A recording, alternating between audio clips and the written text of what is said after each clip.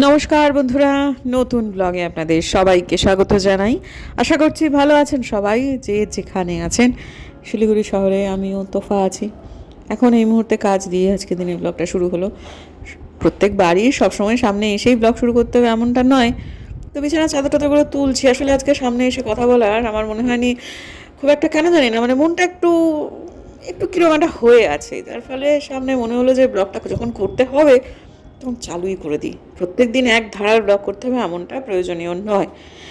আর এখন কি হয়েছে, ওই বোধিসত্ত্ববাবু তো খুব মানে মনে শান্তি পেয়েছেন, তিনি দুপুরে ভর্তি ব্যাপারটা নিয়ে নিশ্চিত হতে পেরেছেন, যেহেতু আমার আবার অন্য রকমের মন খারাপ শুরু হয়েছে। সে আর বলার মতো নয়, মানুষ কোনো অবস্থাতেই খুশি হয় না, এই আর কি। আমি কোথাও না কোথাও একদম নিশ্চিত ছিলাম যে আমার মেয়ের ভালোই হবে, কিন্তু এখন যখন মানে হাতে গোনা হয়তো বা আর কয়েকটা দিন মানে মেয়েকে আমার ছেড়ে দিতে হবে বহির্বিশ্বে, সেটা যখন চলেই এলো তখন না মনটা বড় ভারী হয়ে রয়েছে। যার ফলে কখনো মনটা ভালো থাকছে, কখনো আবার কীরকম একটা হচ্ছে, কখনো জবরদস্তি মনটাকে ভালো করার একটা চেষ্টা চলছে, আবার কখনো কেমন জানি না মনে হচ্ছে যে আমরা সত্যি সৌভাগ্যবান। যাই হোক, মেঘ রোদ্দুরে খেলা চলছে প্রকৃতির সাথে সাথে নিজের মনেও।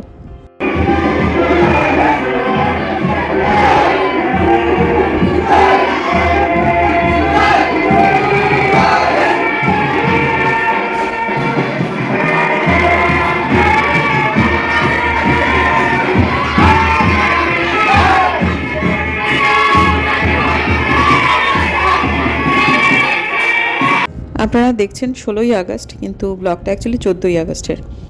এই বাচ্চাগুলো স্বাধীনতা দিবসের দিন ছুটি, 14 তারিখের এক সমস্ত কি সুন্দর, বাড়ির সামনে দিয়ে অনেকগুলো মিছিল গেল, এটাই ধরতে ভালো লাগছে। কারণ বাকিরা বড় বড়, এরা সব ছোট। আমাদের নিজেদের ছোটোবেলাটা মনে পড়ছে।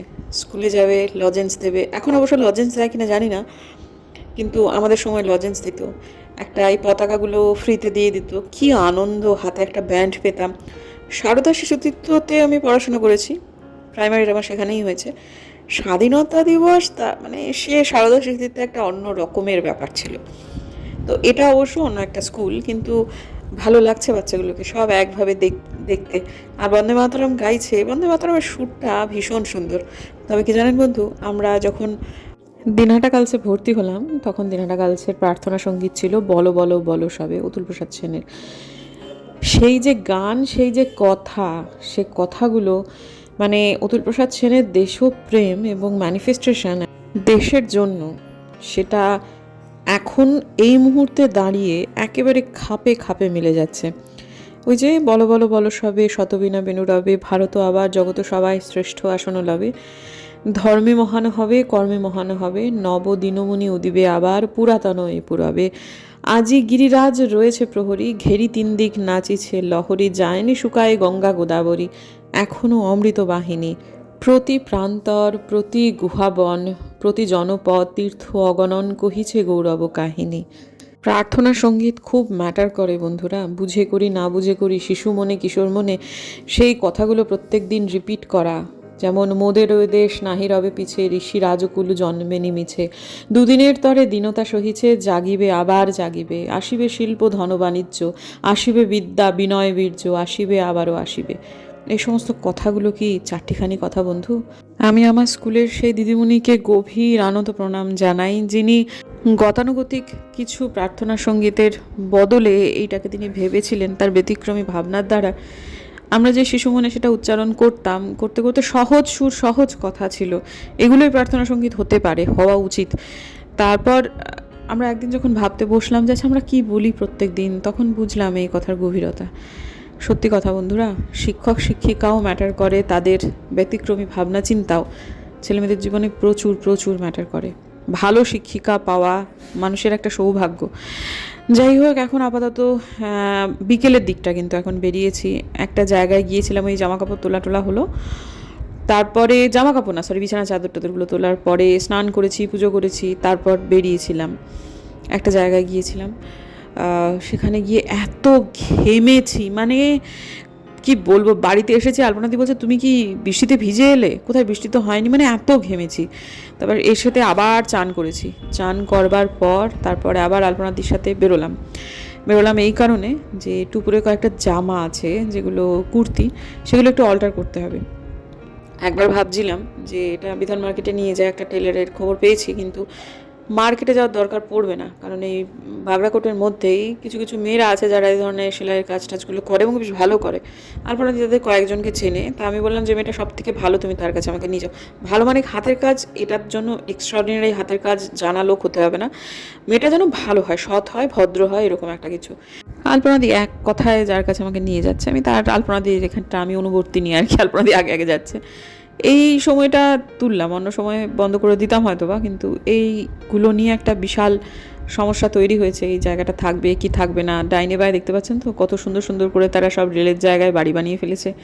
রেল এখন জায়গা ফেরত চাইছে, আর তারা বলছে আমরা কেন দেবো, 70 বছর ধরে কেউ কেউ নাকি এখানেই রয়েছে, 50 বছর দিন ভাবছিলাম তা নয়, তারও আগে থেকেই রয়েছে। তা তারা কেন এইসব জায়গা ছেড়ে যাবে, হ্যাঁ, যদিও জায়গাটা তাদের নয়। কিন্তু এখন যেখানে আলপনাদিকে দেখছেন, যেটা হচ্ছে কমন কুয়ো, সবার কিন্তু বাড়িতে জলের ব্যবস্থা নেই এখানে, আবার কারো কারো আছে। একদম স্ট্রেট লাইনে যে একটা দেখা যাচ্ছে, সেটা হচ্ছে একটা পাঁচিল, ঠিক পাঁচিলের সংলগ্ন হচ্ছে রেল লাইন। রেল লাইনের পরে ওই আর কি এটা একটা পাঁচিল, আর পাঁচিল ঘেঁষা আছে একটা গভীর নর্দমা রয়েছে, হ্যাঁ। তা একদম কাছে চলে এসেছি। মামুনিদের বাড়ি ওই পাঁচিল দিয়ে একটু ডান দিকে যেতে হয় আর কি। তো মামুনিদের বাড়ি যেমন 100% ভাঙা পড়বেই, কিছু করার নেই। তো এখন আলপনা দিদের বাড়িগুলো ভাঙা পড়ে কিনা দেখা যাক, তবে সামনে ভোট আছে, সেটা নিয়ে একটা চলছে। তো এই মেয়েটার কাছে নিয়ে এলো, সর্বসাকুল্যে মেয়েটা বললো হচ্ছে অল্টার করতে প্রতি জামা প্রতি নিমেষে 10 টাকা করে। তো আজকের দিনেই 10 টাকা করে কেই বা নেয়, কিন্তু যাই হোক আমি বললাম যে মা তোমার 6টা জামা, তোমাকে আমি 100 দেবো, তুমি আমাকে একটু তাড়াতাড়ি দিও। তা মেয়েটা বললো ঠিক আছে দিয়ে দেবো, তবে আজকে পারবে না, ওর মা অ্যাকচুয়ালি কাজ করে, মার হাতটা ভেঙে গেছে, সেই জন্য ও করবে, ওর একটা বাচ্চা ছোটো আছে, সেকে নিয়ে ও পরশু দিন দেবে। যথেষ্ট, 6টা জামা পরশু দিন অল্টার করে দিয়ে দেবে, তার মধ্যে একটা জিন্স আছে কাটাতে হবে, মন্দ নয়। তো ওখান থেকে আমি একটা দোকানে এলাম একটা জিনিস করাতে, তো সেখান থেকে সরাসরি দেখা যায় হনুমানজির মন্দির, সেখানে কাজটা সারলাম, সারার পর হনুমানজির মন্দিরে একটুখানি প্রণাম করে রেখে তারপরে এবারে যাচ্ছি হচ্ছে আমি হাতিমোড়ে। আমার একটা ফোন আছে যেটা আমি এসে পরশু দিনে দেখেছিলাম যে চার্জ হচ্ছে না, সেটা কালকে দিতে পারেনি, তা আজকে একটু আগে ফোন করেছে, আমি তখন দোকানে ছিলাম, যার ফলে দোকান থেকে বেরিয়েই হনুমানজির মন্দির থেকে একটা টোটো নিয়ে নিলাম, নিয়ে এখন যাচ্ছি হচ্ছে হাতিমোড়ে। সেখান থেকে জিনিসটাকে কালেক্ট করলাম, করার পর একটুখানি নিলাম জিলিপি আর অমৃতি, জিলিপি বলছি সরি, সিঙ্গাড়া আর অমৃতি। টুপুর আমার খুব ভালোবাসে, সন্ধ্যেবেলা করে টুপুরটার আমার খুব খিদে পায়। তবে বিমল সুইটসের সিঙ্গাড়া এখন ছোট হতে হতে মানে কি আর বলবো, একটা একটুখানি হয়ে গেছে, তা আমি ওই সিঙ্গাড়ার সাইজ দেখে আমি বুঝেছি আমার মেয়ের দুটোই হবে না। হয়তো সে মুখে কিছু বলবে না, কিন্তু আমি জানি যে 3টে দিলে খুব খুশি হবে আর কি, যা সাইজ হয়েছে আজকাল, ছোট হতে হতে যার কত ছোটো মিনি সিঙ্গাড়া হয়ে যাবে 2 দিন পর। তো যাই হোক তারপর দিকে বললাম একটু বেড়ে দাও, তা দুটো আমৃত্যিগুলো মোটামুটি একটু বহরে খুব বড় না হলেও ওই আর কি, যাই হোক তাও চলে, সিঙ্গাড়াগুলো বড়ই ছোট হয়ে গেছে। তারপর যা হোক ঠিক আছে, এখন মেয়েকে দিয়ে দিলাম, খুব খুশি। তারপর খেয়ে দিয়ে নেওয়ার পর আমি বললাম চল মা হয়ে গেছে, এবারে একটুখানি বিছানা চাদরটাগুলো বদলে ফেলি। সকালবেলা তো ও দুটো তো বদলে দিয়েছি, এই দুটো এখনও বদলানো হয়নি। মেশিনটা আবার অন হয়েছে দেখছি, মানে মাঝে মাঝে তিনি চলতে পারি কিন্তু কেন চলবো করে বন্ধ হয়ে যাচ্ছেন, কিন্তু এখন দেখছি যে না তিনি আবার চলছেন, তা সুতরাং তিনি যখন চলছেন তাকে একবারে 4টে চাদর ভরে দিই। এগুলো তো আর আজকে করা হবে না, এগুলো সমস্ত কালকেই আমি মেলে দেবো। তো রাত্রেবেলায় কাঁচা হয়ে থাকবে, সকালবেলায় যত সকালে সম্ভব তত সকালবেলা উঠে এটাকে মানে মেলে টেলে দিলে ওই আর কি জামা কাপড় নিয়ে ঝগড়াঝাটি হবে না আর কি। তো ঠিক আছে, মেয়ে আর আমি মিলে ঝটাফট করে কাজটা করে ফেলি। এই বিছানা চাদর বদলানোর কাজটা আমার খুব পছন্দ হয়। টুপুরকে এখন বলছি যে মা মেসে যখন তুমি থাকবে, মেসে বা হোস্টেলে বা পিজিতে যাই হোক, সপ্তাহে সপ্তাহে তো সেখানে বদলাতে যেও না, বিছানা চাদর টাদর কাচা ওগুলো হয়তো নিজেকেই কাচতে হবে, তা অত দরকার নেই, তুমি ওই আর কি 15 দিনে খুব গরম হলে তখন যদি মনে করো যে না একটা পিতপিতানি তৈরি হচ্ছে, তখন না হয় 7 দিন পর পর বদলিও, কিন্তু যদি না মনে করো সেটা তুমি তোমার ওপর ছেড়ে দিও আর কি। এমনও হতে পারে যে 15 দিনে বদলালো বা 1 মাসে বদলালো, আমরা সাধারণত যখন হোস্টেলে থাকতাম আমরা মাসে মাসে চেঞ্জ করতাম। আর যে ঘর মুছতো যে মাসি, সেই মাসিকে একটু টাকা এক্সট্রা দিলে মাসি বিছানা চাদরটা কেচে দিত। এখন জানি না টুকুরের কী হবে। তো এখন রান্নাঘরে এলাম, এই কাজটা করতে গিয়ে পেটের কাজটা পুরোটা ভিজে গেল আর কি, কিন্তু কিছু করার তো নেই, এগুলো প্রত্যেক দিনের কাজ করতেই হবে। আর মানে আজকে সকালটা মনটা খারাপ ছিল, তারপর আবার একটু মনটা অন্ধকার হলো, আবার মনে একটু আলো জ্বললো, মানে ওই আর কি বাচ্চাকে ছেড়ে দিতে হবে, এটা যখনই ভাবছি তখনই কীরকম একটা লাগছে। তারপর আবার ভাবছি ছেড়ে দেওয়ার পর সফলভাবে যদি ছেড়ে দিতে পারি তাহলে কি হবে সেটা যখন ভাবছি তখন আমার মনে একটা মানে আশার আলো জাগছে। এইসবই চলছে এখন। আর আবার আমার এই অবস্থাটা তো খুব নতুন কারোর জন্য নয়। যারা এরকমভাবে সন্তানাদি ছেড়েছেন তারা জানেন যে এটা মায়েদের হয়েই থাকে আর কি। তাও কিছু কিছু মানুষ হয়তো জাজ করবেন, খুব স্বাভাবিকভাবেই সেটা মানে সামাজিক মাধ্যমে দিচ্ছি, সবার মন তো আর আমার মতো হবে না বা সমমনস্ক সবাই হবে না এটা আশা করাও বৃথা। কিন্তু তবুও আমি আমার নিজেরটুকু বলছি এই আর কি। তো এই যে নুনটা ছড়িয়ে দিলাম, নুন দিয়ে একটু আগে মেজেও নিয়েছি। এরপরে এই যে রান্নাঘরে সমস্ত কিছু চায়ের টায়ের বাসনটা সকালবেলার জন্য তৈরি করে দেব। দেওয়ার পর তারপর যাব, রান্নাঘরটা বন্ধ করে দিই। আর পেটটা পুরোটা ভিজে গেছে, এটার জন্য বিরক্ত হচ্ছিলাম বটে। তো এরপরে রান্নাঘরটা পুরো বন্ধ করে দিলাম, বাইরের আলোটাও যে বন্ধ করে দিই, বন্ধ করে দিয়ে এবারে এখানে একটুখানি বসি। এই যে দেখুন প্রায় 11 মিনিট হতে যায় সেই যে সকালবেলায় ব্লগ শুরু করেছি, মানে টানা ভয়েস ওভার দিয়ে যাচ্ছি। যেদিনকে ধরুন আমার একটু মন মেজাজ একটু অফ থাকে, সামনে এসে কথা বলার খুব একটা ইচ্ছা কম থাকে, সেদিনকে আমার ভাই ভয়েস ওভারের চাপটা যায় প্রচণ্ড পরিমাণ। কিন্তু এই যে এখন আমার মনে একটু আলো জ্বললো, কারণ এই যে এখানকার আলোটা জ্বলেছে, তাই জন্য। আসলে একটা জিনিস নাড়াচাড়া করছি তো বন্ধু, এতগুলো প্রায় 5-6 বছর ধরে একটা অদ্ভুত মায়া তৈরি হয়, যদিও তার মধ্যে প্রাণ নেই, তাও আমরা প্রাণ কল্পনা করে নিই। একটা ভাঙা বালতিও ফেলতে কষ্ট হয়, মনে হয় আহা এতদিন ব্যবহার করেছি, এই করে করে জিনিসপত্র জমা হয়। তবে হ্যাঁ, এটা যদি এরপর আরও 2-3 দিন এটা কন্টিনিউ করতো যে তিনি আর জ্বলছেন না, তাহলে হয়তো বা এটাকে আমাকে বাতিল করতেই হতো, কারণ ওয়াশিং মেশিন ছাড়া সত্যি কথা আমার চলবে না। তো এখন আপাতত সমস্ত কিছু জ্বালিয়ে টালিয়ে নিয়ে একটুখানি বসি, বসার পর দেখি আপনাদের সাথে দুটি কথা বলা যায় কি যায় না।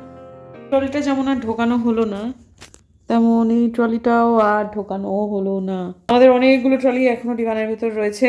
আমার মেয়ে বলেছে ট্রলিটা নিয়ে যাবে সে। আরও একটা বিরাট বড় ট্রলি আছে আমাদের, পলিকার্বনেটের বড়, সেটাও সে নিয়ে যাবে। অনেক কিছু কেনাকাটা করতে হবে, অনেক কিছু, কিন্তু বেশিরভাগ জিনিসপত্র ওখানে গিয়েই কিনতে হবে। কিন্তু জামা কাপড় তারপরে এই সবগুলো তো লাগবে। আর একটা সপ্তাহ মোটামুটি আশা করা যাচ্ছে, তারপরেই চলে যেতে হবে। তো কালকে স্বাধীনতা দিবস, সেই জন্য এইখানে শুরু হয়েছে সব গান বাজনা। নতুন সরকার আসার পর তো প্রথম তাদের স্বাধীনতা দিবস, সে স্বাধীনতা দিবসের গান প্রথম কিছুক্ষণ হচ্ছিল, 11টার পরই বন্ধ করে দেবে যদিও, কিন্তু প্রথম কিছুক্ষণ হচ্ছিল বিভিন্ন রকম দেশাত্মবোধক গান। তারপর হাওয়া হাওয়াই থেকে শুরু করে ও টুনির মা থেকে শুরু করে সব হচ্ছে, এই হচ্ছে দেশাত্মবোধক গান। সবাই তারা আনন্দ করবে, মোৎসব করবে। তো রাত হলে সাউন্ডটা কমিয়ে দেওয়াই ভালো, কারণ আশপাশে মানে যেখানে অনুষ্ঠানটা হচ্ছে তার পাশেই একটি বাড়ি আছে, সেই বাড়িতে কাকিমা অনেক বয়স্ক, মানে এত জোরে জোরে গান করলে খুব মুশকিল হয়ে যাবে। এদিকে মন্দির মসজিদে মাইক বন্ধ করে দিয়ে এইগুলোকে সারা রাত ধরে চালানো এটা ঠিক নয়। সঙ্গে 4টে বিছানার চাদর তো কেচে দেওয়া হলো, কালকে সকালবেলা উঠে ঝগড়া লেগে যাবে ছাদের দড়ি টড়ি নিয়ে, সে সবগুলো যাই হোক একটু দেশাত্মবোধক গান চালালো। তো যাই হোক তারপরে সেগুলো সব ছাদে বাদে দিয়ে দিতে হবে। তারপর একটা ব্যানার টাঙাবো আমরা, ঠিক করেছি, সেটা কালকে আপনারা দেখতে পাবেন অবশ্যই। এতক্ষণ হয়তো বা যারা অন্যান্য মাধ্যমে আছেন, আমি তো একটু ব্লগে পিছিয়ে যাচ্ছি, সেই জন্য হয়তো বা আপনারা দেখে ফেলেছেন ইতিমধ্যে, কারণ আমি তো হয়তো ফেসবুকে দিয়ে দেবো সবগুলো। এখন ওটা টাঙাবো, কিন্তু সেটা স্নান করে টাঙাতে হবে। যতই হোক দেশ তো আমাদের, পতাকাটা আমাদের কাছে বা মনীষী আমাদের কাছে দেবতুল্য, ঈশ্বরতুল্য। তো কালকে শনিবার, কালকে অনেকগুলো কাজও আছে। কালকে সমস্ত ঠাকুরের পুরো সিংহাসনের, মানে আমার উপরটা আর কি, মানে সিংহাসন তো না, ওটা বুক র্যাক, কিন্তু যে সমস্ত নিচের র্যাকগুলো প্লাস ওপরেরটা সব ঠাকুরদের চান করিয়ে, গোপাল টোপালকে সবাইকে চান টান করিয়ে আমার একদম ওইটাকে ক্লিন করে ঝকঝকে তকতকে করে রাখতেই হবে, কারণ ওটা করতে হবে। নিচেরগুলোও করতে হবে, অনেক জিনিসপত্র বাতিল হবে, নতুন জিনিসপত্র কিছু জুড়বে, সব মিলিয়ে কাপড় টাপড়গুলোও চেঞ্জ করতে হবে, সেটাও যেমন আছে। প্লাস কালকে তো শনিবার, কালকে তো ওই যেটা আমি করে থাকি প্রত্যেক সপ্তাহে চেঞ্জ করা, সেটাও করব। আর ওটা করেই আমাকে যেতে হবে হচ্ছে স্নানে। কালকে একটু তাড়াতাড়ি স্নান করে নিয়ে কাজগুলো সমস্ত করে তারপর 10:30টার মধ্যে বোম্বা দাদা বলে দিয়েছে চান করে ব্যানারটাকে টাঙাতে হবে আমাদের।